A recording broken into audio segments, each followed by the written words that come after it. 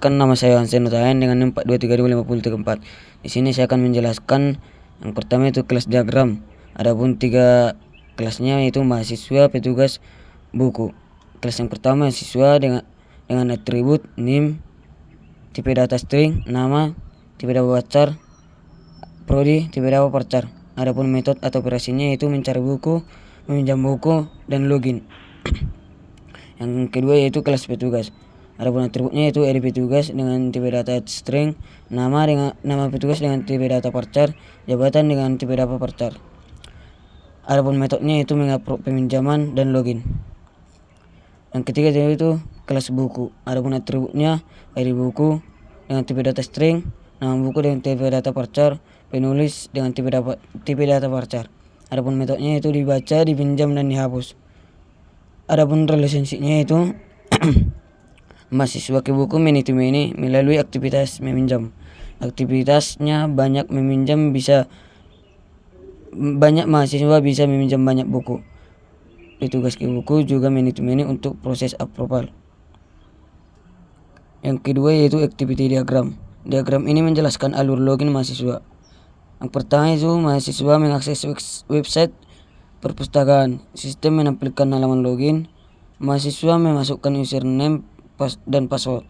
Selanjutnya sistem memvalidasi jika salah kembali ke halaman login dan jika benar masuk ke halaman utama. Dan untuk activity diagram yang kedua yaitu diagram ini melibatkan mahasiswa, sistem, dan petugas. Yang pertama yaitu login ke sistem, dan jika data salah kembali ke login, dan jika data benar maka menampilkan halaman utama. Dan selanjutnya akan menampilkan menu pencarian buku. Selanjutnya mahasiswa akan mencari buku. Jika buku yang dipinjam yang mau dipinjam sedang dipinjam akan kembali mencari buku.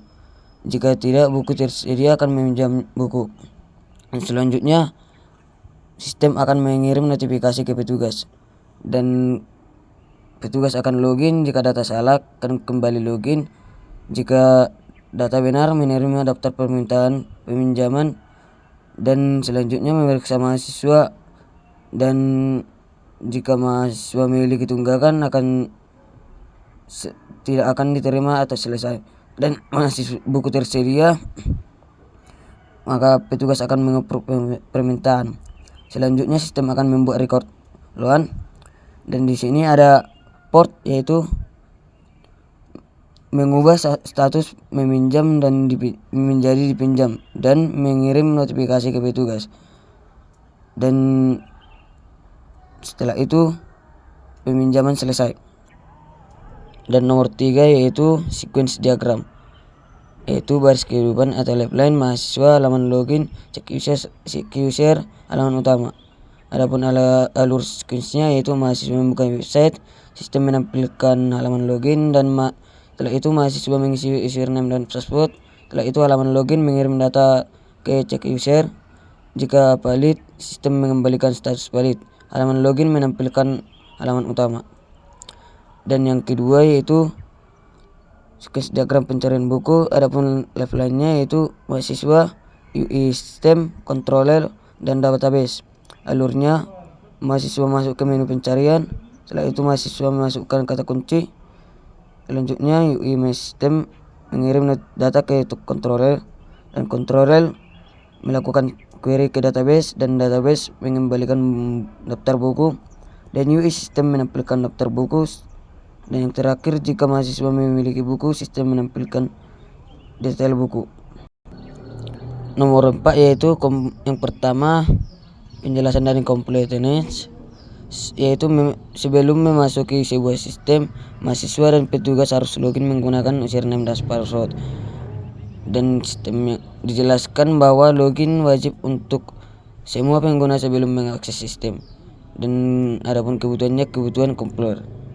Yang kedua yaitu konsistensi. Sistem mengubah status buku menjadi dipinjam setelah approve oleh petugas, dan sistem secara konsisten untuk approve dulu baru mengubah status. Kebutuhannya yaitu kebutuhan konsisten. Yang nomor 5 yaitu penjelasan dari observability dan controllability, yaitu observability. Kita saja melihat dengan jelas apa saja apa yang dilakukan oleh petugas dan melihat perubahan di dalam sistem saat diuji. Contoh, saat mahasiswa pakai username atau password salah, kita bisa melihat pesan errornya. Controllability mengatur berbagai kondisi untuk menguji sistem. Contohnya, jika login berhasil, sistem langsung perlihatkan nama pengguna di dashboard. Terima kasih.